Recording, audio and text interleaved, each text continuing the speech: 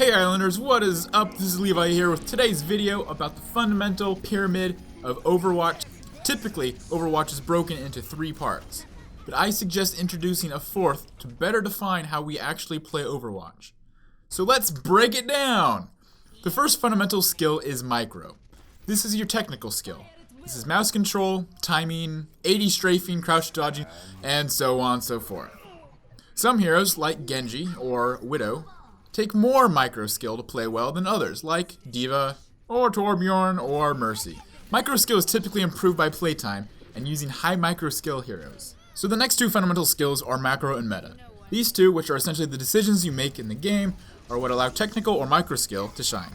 I've heard a couple other prominent YouTubers say that meta or macro doesn't matter if your micro skill is lacking. I would argue that this is completely wrong and backwards. Even the players with great technical skill do not perform if they don't have game sense. Just look at the guys that have aimbots, that can't break into masters. So let's talk about what macro and meta actually are. So macro is related to game sense. Macro is positioning, knowing when to push, knowing when to rubber band, knowing when to force a fight. Macro is cooldown management, ult trading, ult holding, skill countering, etc, etc, etc. Some heroes require higher levels of macro skill to play well, like Zarya, D.Va, and arguably Zenyatta, while others may only require a base level of macro skill.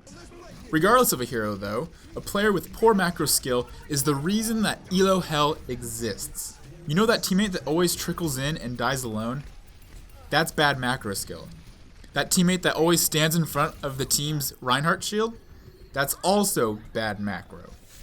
Typically macro skill is improved by ranked experience and sometimes by watching higher level gameplay.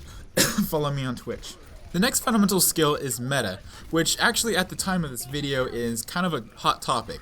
It's a buzzword that's thrown around a lot, but essentially meta skill is the ability to have a team strategy and a team composition. Meta skill isn't about selecting the OP flavor of the month team comp. Meta skill is more about having a team comp and strategy that beats the opponent's comp and strategy, and knowing your role in that strategy. For example, at this time the 3 tank is the go-to comp. However, if you try to play Zarya as a lone flanker and don't understand the strategy behind the composition, you're not fulfilling your role, and this is bad meta skill. Likewise, if your team strategy is to dive the backline, only certain heroes like Lucio, Genji, Tracer, D.Va, Reinhardt, and some others make sense. You never want to play a Torbjorn in a dive comp. That's bad meta skill. So like a McCree with poor macro skill that dies alone all the time, a D.Va with poor meta skill that does not use her defense matrix to save a teammate or to shut down enemy ults is a burden to her own team. Good meta skill can put a fat bandage on poor micro skill.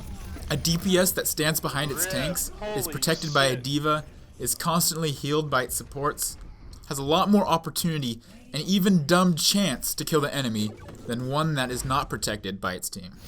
This is why macro and meta support micro in the fundamental pyramid, not the other way around.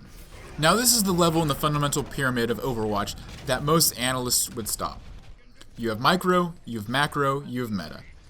But there's a glaring hole here. Overwatch is a team game involving 6 real people on each team. We forget the human factor. You'll get stuck with idiots, trolls, players with low skill, but if you're not one of these, then you're statistically ahead already. It's time to stop blaming bad luck, and it's time to stop blaming your team. Ever. This leads us to the undiscussed fundamental skill of Overwatch. Management. Specifically, the management of people, of your team. Players who can effectively influence their teammates to work together will consistently do better than those who cannot. When a teammate is tilted or toxic, you know they're going to perform worse, and they're probably going to make you perform worse too. A player with good management skill does not become tilted. A player with great management skill can help their teammates not be tilted, but a player with superb management skills can get their teammates to call out targets, plan their ult combos, further help their team, and generally just work together better. Management skill can put a fat bandage over the lack of meta skill or macro skill. Consistent with the structure of the fundamental pyramid, management skill does not directly support micro skill. Saying, get good, will not magically make your McCree start hitting headshots, so don't do it. However, calling out Roadhog is low can help McCree's awareness, a macro skill, to allow him to finish a kill. But let's be honest, management skill is hard. Probably the hardest part of Overwatch. Egos and emotions run rampant in competition. Whereas micro, macro, and meta skill take experience in-game to improve, management skill is completely different. Management skill can be improved immediately by acknowledging its importance. So make sure you're in comms, try to get all of your teammates in comms, and say hi.